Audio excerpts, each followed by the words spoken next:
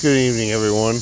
Just want to do a little quick walkthrough of my Old Town Sportsman PDO 120. I've had it for, this is the third year now. I was out a good bit last year and did a lot of tests and see one of the things, what I wanted on it. And I'm pretty much completed. I had a couple more things I need to get from Nick from Navarre kayak fishing. And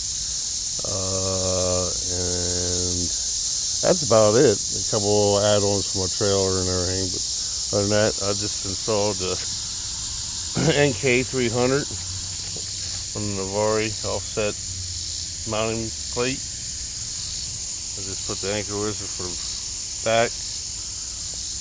Got the Yak Attack black pack.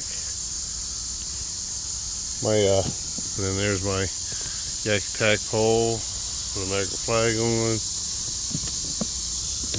And then here I have all my soft plastics.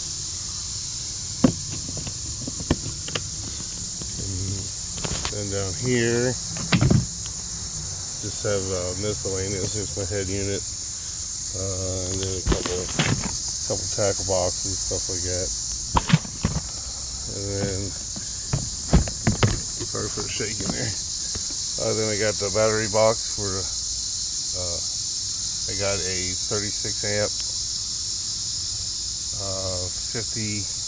36 volt 50 amp battery coming for that Newport box. Hasn't got here yet. I'm getting anxious. Supposed to be here next week. And then here I got the Navarre side handles with the Rambo mount for the NK300 throttle, which is the anchor wizard. I'll have another anchor wizard here or here, one of the two for the front. And this, I got an idea off of YouTube. Some guy got, this is an oil pan I ordered from Amazon, and it wouldn't fit width-wise, so I cut it in half like he said in the instructions, and then duct tape it together. A nice little utility drawer for underneath my seat. And there will be my graph. I have a Garmin 94 SE rod holder. And then in here, I have a battery for all my electronics. Then there's the Yak Attack, the Yak Power plug and play system. This is a light switch. I was going to put a trolling motor on the front, like X-Size 3, I decided I'll probably never do that since I don't have the anchor wizards. I got a trolling motor in the back. Eventually I'd like to get live scope, that'd be great. And I added these two headlights, floodlights for night fishing to get spot to spot. They're on the lake and stuff. It's also got, I don't have anything lit up yet, batteries unplugged. So I got the Yak Power navigation lights.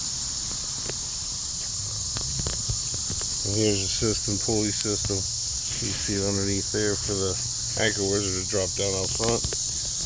And GoPro mount there. Actually, I have DJI cameras, so I don't go GoPro. DJI is a lot better than GoPro. And of course, you see here's my remote for all my lights. Another handle from Nick and Navarre kayak fishing. That's the Yak Attack phone holder, which is awesome. I haven't got my cleats yet for the strength for the power, for lifting the motor up and put in reverse. They're supposed to be here tomorrow, so I get them fixed up. And then that's pretty much basically it. Simple. Really turned out well. I want to thank Nick Navarre Kayak for all his gadgets. And this plate here is where I'm going to mount. That was the forward-facing rod holder. That's the cover mount he has where you can put a track on it instead of using that. Actually, I am going to put those cleats on there for ropes. And I upgraded. Of course, got the seat risers from him, steering knob, pretty much everything. The beef up plates for the rails, the factory that took off and bought these from him. And everything works out pretty good.